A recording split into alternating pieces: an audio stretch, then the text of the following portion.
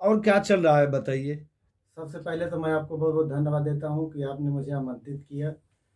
आजकल समाजवादी पार्टी के जो प्रत्याशी हैं 6 विधानसभा में, उस प्रत्याशी के पक्ष में हम लोग विधानसभा वाइज जाकर उनका प्रचार करने का काम कर रहे हैं और जिताने का काम करेंगे।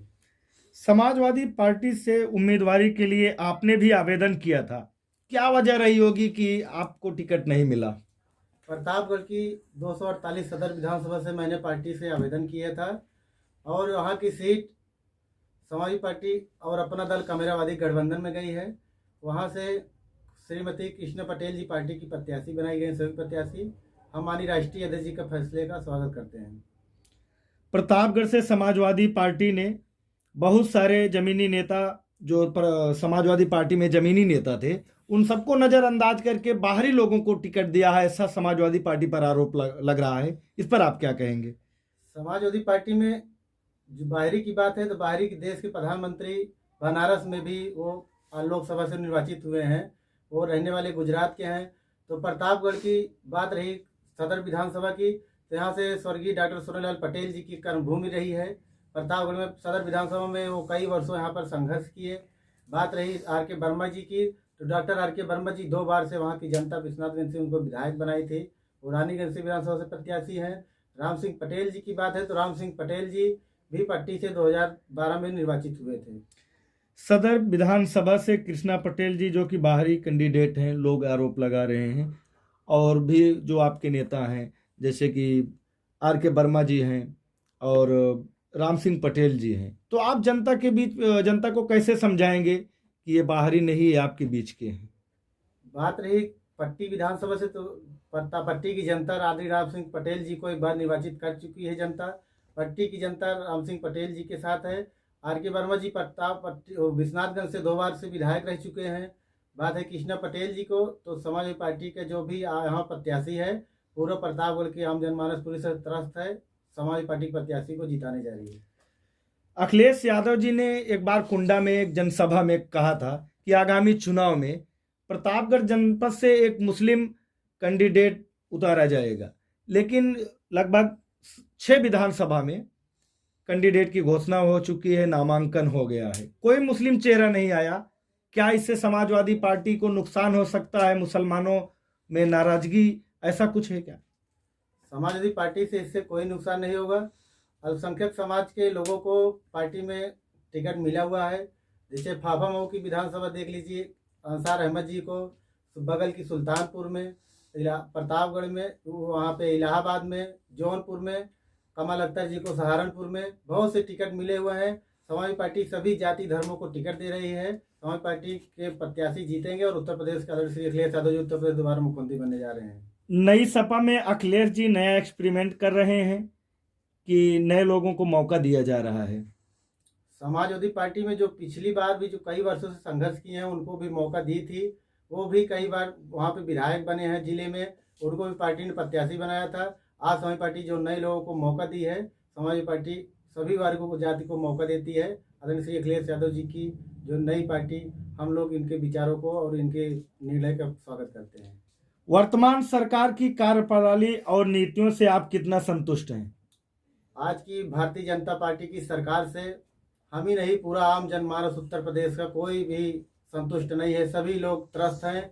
आज भारतीय जनता पार्टी की सरकार में किस तरह से नौजवानों के ऊपर लाठियां बरसाई जा रही है, किसानों को खाद नहीं मिल रही है, किसान किस तरह से लाइन में लगकर उनको खाद नहीं मिल रही है, किसान परेशान है, आम जनमानस पूरी तरह से त्रस्त है, नौजवानों को रोजगार नहीं मिल रहा है, बेरोजगारों को बेरोजगारी भत्ता नहीं मिल रहा, उनको नौकरी नहीं मिल रही है, किस तरह से बहन बेटियों के ऊपर अत्याचार हो रहा है। पूरा उत्तर प्रदेश अखिलेश यादव जी को उत्तर प्रदेश मुख्यमंत्री बनाने जा रही है। सरकार, वर्तमान सरकार जो है, ये कहती है कि मैं गरीब जनता के लिए महीने में 2 बार राशन दे रहे हैं हम, और किसानों के खाते में हम पैसा दे रहे हैं, तो किसानों के हित में हम काम कर रहे हैं, और आप कह रहे हैं कि किसान परेशान हैं। भाजपा की बात जो बोल रहे हैं किसानों के खाते में दे रहे हैं, मैं कहता हूं कि किसानों को, बेटे को उनको नौकरी दीजिए तो उनको 2,000 रुपये की जरूरत नहीं पड़ेगी। बात रही कि राशन देने की, तो जितना ही राशन दे नहीं रहे हैं, राशन आप किस तरह से देखिए, उसकी गुणवत्ता को देखिए। आज उत्तर प्रदेश की सभी फसलों को साड़ चल रहे हैं और खेती पूरी तरह से तबाह हो जा रही है। किसानों के साथ पूरी तरह से बर्बाद हो गई है फसल, उनको एमएसपी रेट नहीं दिया जा रहा है, पूरी तरह से किसान त्रस्त है।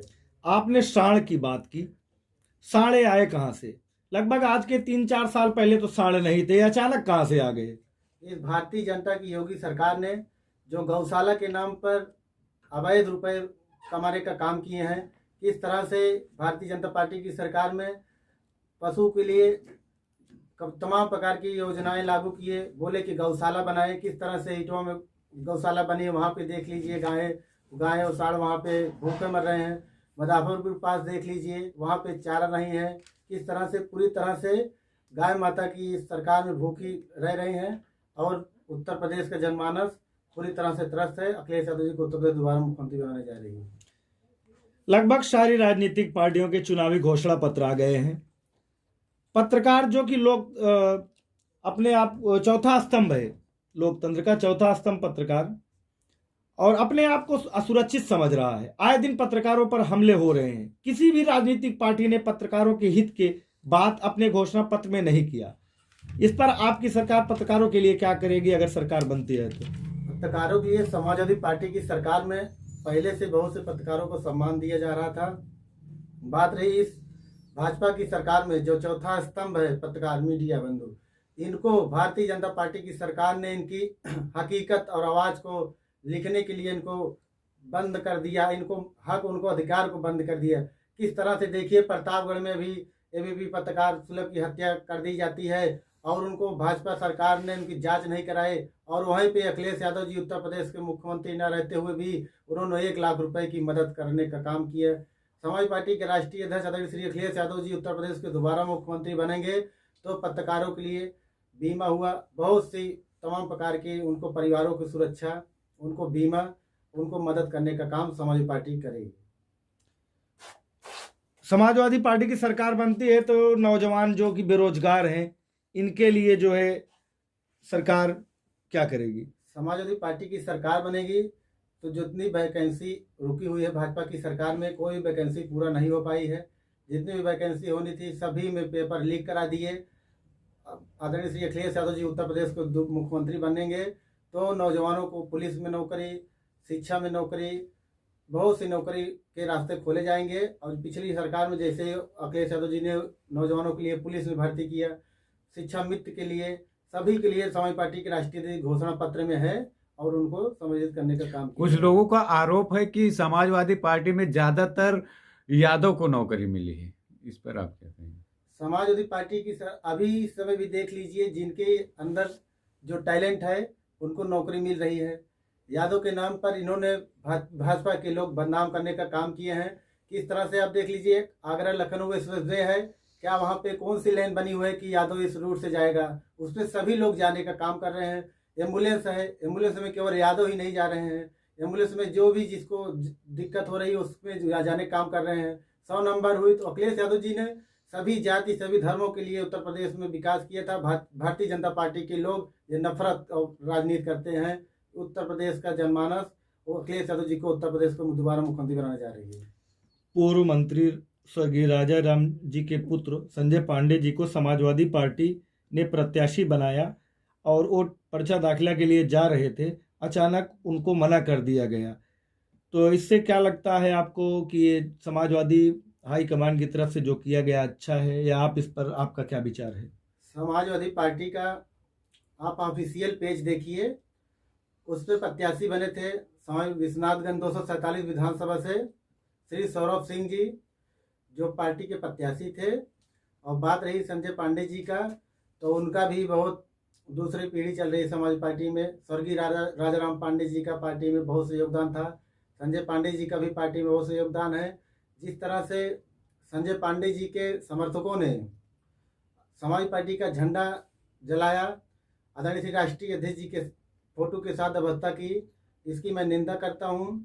और समाज पार्टी का जो भी फैसला आदरणीय राष्ट्रीय अध्यक्ष जी का फैसला था, संजय पांडे जी को उस फैसले को मानना चाहिए। कमेंट में कुछ लोगों का सवाल ये आ रहा है राजू जी कि अगर संजय पांडे की जगह आप होते, पर्चा दाखिला के लिए आप जा रहे होते और अचानक आपको पर्चा दाखिला से मना कर दिया जाता, तो आप क्या करते? मैं रुक जाता, मैं पर्चा दाखिल नहीं करता, क्योंकि जिस पार्टी में आप रहिए, जिस विचारधारा के रहिए, तो आप आखिरी डिसीजन तक अपने नेता का इंतजार करिए। हमारे राष्ट्रीय अध्यक्ष जी अगर कहते हैं आप नामांकन मत करिए, तो नामांकन नहीं करना चाहिए। अच्छा, जो समाजवादी समर्थकों ने कल विश्वनाथगंज में किया, इसको आप किस नज़रिए से देख रहे हैं? जो समाजवादी पार्टी के संजय पांडे जी काफ़ी पुराने कार्यकर्ता हैं, इनके नेता हैं। इनके पिताजी राजाराम पांडे जी पार्टी ने कई बार प्रत्याशी बनाए, विधायक भी बने थे, मंत्री भी बने थे।